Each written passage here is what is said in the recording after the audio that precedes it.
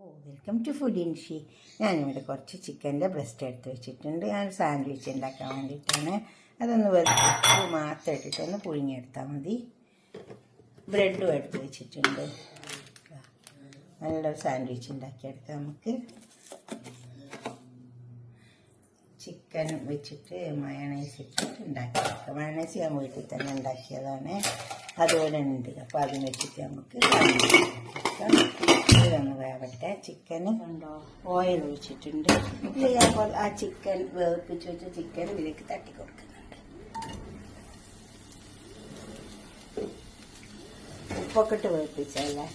മുളക് ഞാനൊന്നും ഇടുന്നില്ല. വേണമെങ്കിൽ കുറച്ച് കുരുമുളക് ഇട്ട് കൊടുത്താൽ മതി.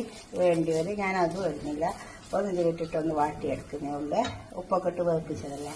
ചിക്കൻ ഉണ്ട് ഇതുമാതിരി ആയിരുന്നെങ്കിൽ അതിൻ്റെ കുറച്ച് ക്യാരറ്റ് കുറച്ച്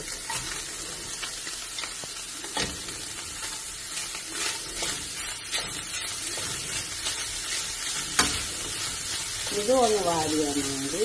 ഇതിലേക്ക് വേണ്ടിയിട്ട് നമുക്ക് കുറച്ച് ഇട്ടിട്ടേക്കാം.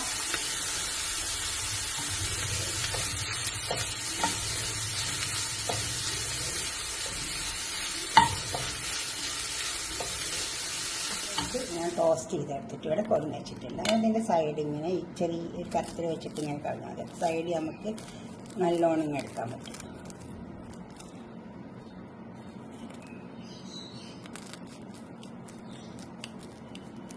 ഇത് നമുക്ക് ബ്രെഡ് ക്രംസ് ഉണ്ടാക്കിയെടുക്കാം കേട്ടോ.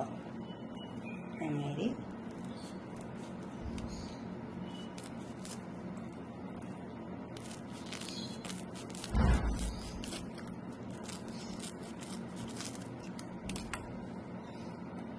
ഇനി ഇതിലേക്ക് പാത്രം വെച്ചിട്ടുണ്ട്. മയണൈസ് ഉണ്ട്. ഇത് ഞാൻ വീട്ടിലുണ്ടാക്കിയ മയണൈസ് ഞാൻ കോഴിമുട്ട കൊണ്ട് ഉണ്ടാക്കിയതാണ്. നമ്മൾ ഉണ്ടാക്കി വെച്ച ചിക്കനൊക്കെ അതിലേക്ക് ഇട്ട് കൊടുക്കുക. ഇത് നന്നായി ഇളക്കി ചേർത്തെടുക്കുക.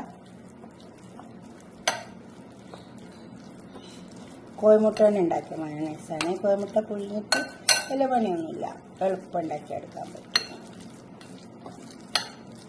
നമ്മൾ ചാനലിലുണ്ട്. കുറച്ച് തക്കാളി ഇട്ടെടുക്കുക.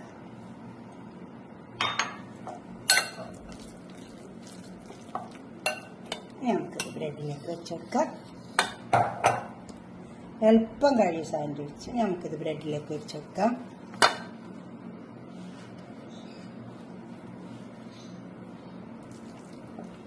അങ്ങനെയൊക്കെ ഒന്ന് ഉണ്ടാക്കിയ സാൻഡ്വിച്ച് നല്ല ടേസ്റ്റ് ഉണ്ടാവും കേട്ടോ.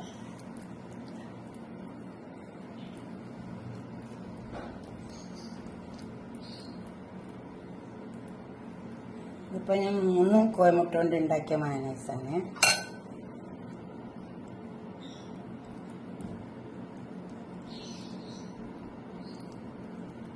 ഇത് എളുപ്പമാണ്. വീട്ടിൽ തന്നെ കുറച്ച് മയണൈസൊക്കെ ഉണ്ടെങ്കിൽ എളുപ്പം പണിയായി ഉണ്ടോ. ഇതേമാതിരി വെച്ചെടുക്കുക. പിന്നെ 2 എണ്ണം ചെയ്യുന്നുണ്ട്.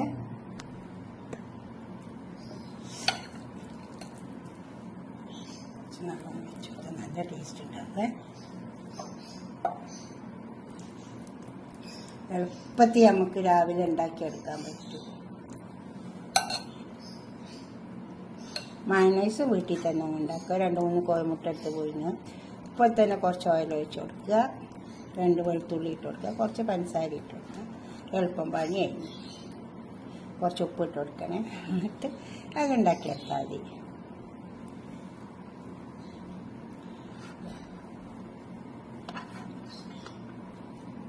നിങ്ങളൊക്കെ ഒന്ന് ഉണ്ടാക്കി വയ്ക്കുക. എന്നിട്ട് നിങ്ങളെ അഭിപ്രായം നിർദ്ദേശമൊക്കെ ഒന്ന് കമൻറ്റ് ബോക്സിൽ അറിയിച്ചാട്ടെ. ലൈക്ക് ചെയ്യണം. അപ്പോൾ തന്നെ ഷെയർ ചെയ്യും വേണം. സബ്സ്ക്രൈബ് ചെയ്യാത്തതൊക്കെ ചെയ്യും വേണം. ഉണ്ടാക്കി വെക്കണേ. ഓക്കെ. ഒരുപാട് സാൻഡ്വിച്ച് ഉണ്ട് ഇതിൽ കേട്ടോ. Okay, by.